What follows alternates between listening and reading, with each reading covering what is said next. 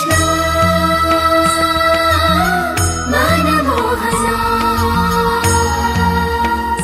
नम्मा गोपाल नम्मा कृष्ण। আমরা সকলে চাই আমাদের জীবনে সাফল্য আসুক।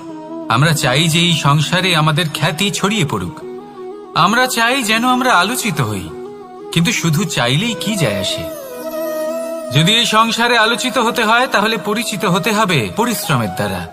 যতক্ষণ না আপনারা পরিশ্রমের সাথে পরিচিত হবেন, সাফল্যের সাথে পরিচিত হবেন না। সংঘর্ষ করতে হবে প্রতিদিন, প্রতি বছর।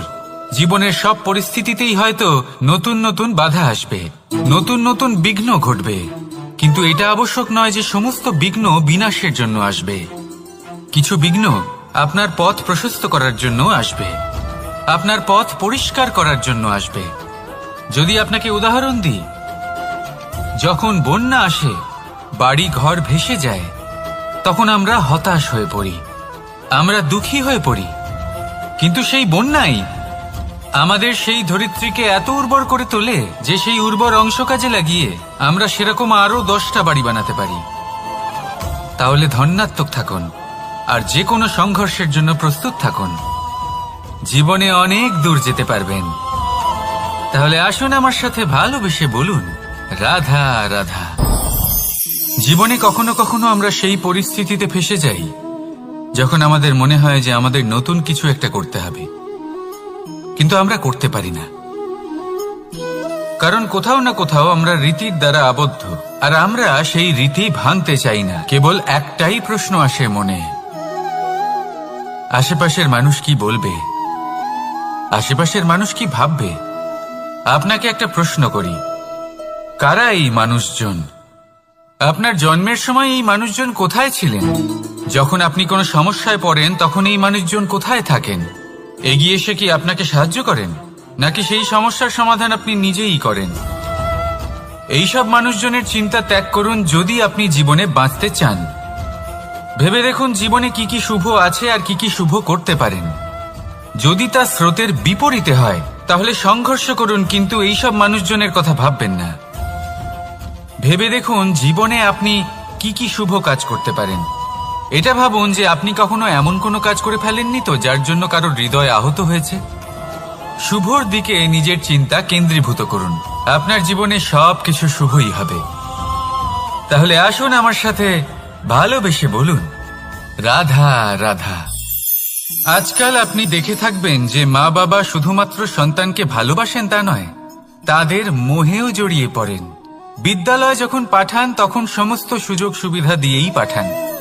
চেষ্টা করেন যে সবসময় যেন সন্তান তাদের চোখের সামনেই থাকে, কিন্তু ভুলে যান এক অত্যন্ত গুরুত্বপূর্ণ কথা, যে সন্তানকে এক নতুন দৃষ্টিভঙ্গি দেওয়াই হলো ওনাদের কর্তব্য।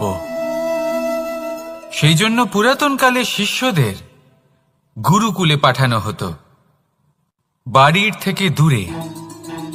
কারণ বাড়ি ছেড়ে যাওয়া এক সন্তানের জন্য, এক শিষ্যের জন্য অত্যন্ত শুভ লক্ষণ হয়। যখন সে বাড়ির থেকে দূরে, গৃহস্থের থেকে দূরে থাকবে, তখন এই সংসারকে সে এক নতুন দৃষ্টিভঙ্গি দিয়ে দেখবে, পরখ করবে, বুঝতে পারবে, আর সবকিছু নিজে থেকেই শিখে যাবে কখন আক্রমণ করতে হয়, কখন পিছু হটতে হয়, কিভাবে এই সংসারের সম্মুখীন হতে হয়। আর এটা আপনার দৃষ্টি ওকে শেখাতে পারবে না, ওর অভিজ্ঞতা ওকে শেখাতে পারবে। তাই মনে রাখবেন, যদি আপনি চান যে আপনার সন্তানের বিকাশ হোক, তাহলে অনেক সময় ওকে নিজের থেকে দূরে নিয়ে যেতে হয়। যদি মোহে আবদ্ধ থাকেন তাহলে ওর বিকাশ কখনোই হবে না। তাহলে আসুন আমার সাথে ভালোবেসে বলুন, রাধা রাধা। কখনো কখনো মানুষ মনে করেন যে সে নিজেই সব থেকে বেশি শক্তিশালী, তিনি হলেন জ্ঞানী। দেখুন, এটা ভালো ব্যাপার যে আপনার মধ্যে শক্তি আছে, জ্ঞান আছে, আর এটা শুধু আপনার জন্য নয়, এই সমস্ত সমাজের জন্য, দেশের জন্য, সমগ্র পৃথিবীর জন্য অত্যন্ত আবশ্যক। কিন্তু এই কথাটাও বোঝা অত্যন্ত আবশ্যক যে এই জ্ঞান যেন কখনো অহংকার না হয়ে ওঠে। যখন মানুষের মধ্যে জ্ঞান থাকে তখন সে রাম হয়ে ওঠে। রাম, যিনি সমুদ্রের বুকে সেতু বানিয়েছিলেন, বানর সেনার দ্বারা রাক্ষস রাজকে পরাজিত করেছিলেন। আর চিরকালের জন্য সবার কাছে আদর্শ হয়ে উঠেছিলেন। আর যদি মানুষের মনে অহংকার জন্মায়, তাহলে সে রাবণ হয়ে ওঠে। দেশে বিদেশে যতই খ্যাতি থাকুক না কেন, সে রাক্ষস হয়ে ওঠে, নিজের সাথে সাথে সমস্ত কুলের বিনাশ করে বসে।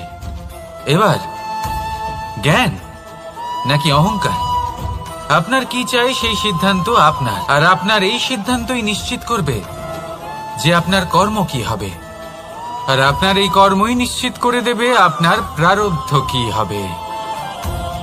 তাহলে শুভ কর্ম করুন আর আমার সাথে ভালোবেসে বলুন, রাধা রাধা। আপনি কখনো পাখিদের দেখেছেন?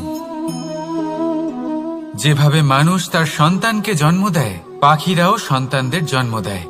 আর যেই তার সন্তান এই সংসারে প্রবেশ করে, সেই পাখি তাকে আগলে রাখে, তার যত্ন করে, ওর জন্য বাসা বানায়, ওর জন্য দূর কোথাও থেকে খাবার নিয়ে আসে, নিজের ঠোঁট দিয়ে ওর মুখে খাবার খাইয়ে দেয়, সবকিছু করে। কিন্তু একটা কাজ পাখি করে, কিন্তু মানুষ কখনোই করে না। যখন পাখি মনে করে যে তার সন্তান বড় হয়ে গেছে, ওকে এবার ওরা শিখতে হবে, নিজেকেই আত্মরক্ষা শিখতে হবে, নিজের খাবার নিজেই খুঁজে আনতে হবে, তো সেই পাখি তার সন্তানকে বাসা থেকে বের করে দেয়।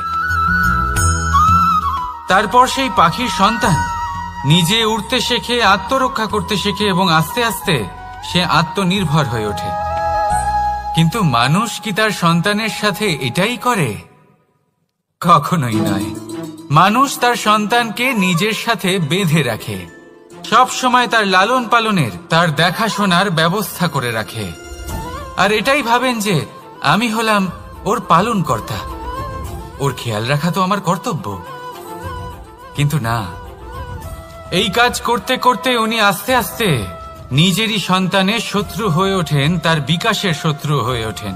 তাই যখন সন্তান বড় হবে তখন অবশ্যই ভালোবাসুন, কিন্তু পাখির মতো কঠোর হওয়াও প্রয়োজনীয়, তবেই তার বিকাশ হবে। ওকে নিজের কষ্ট নিজেকেই সহ্য করতে দিন, শিখতে দিন জীবনের অনুভূতি কেমন, তবেই তার বিকাশ হবে। নয়তো সেই সন্তান আজীবন আপনার জন্য বোঝা হয়ে থাকবে, আর আপনি তার বিকাশের পথে আজীবন বাধা হয়ে থাকবেন। আর আমার মনে হয় না আপনি সেটা চাইবেন, তাই তো? আসুন আমার সাথে ভালোবেসে বলুন, রাধা রাধা।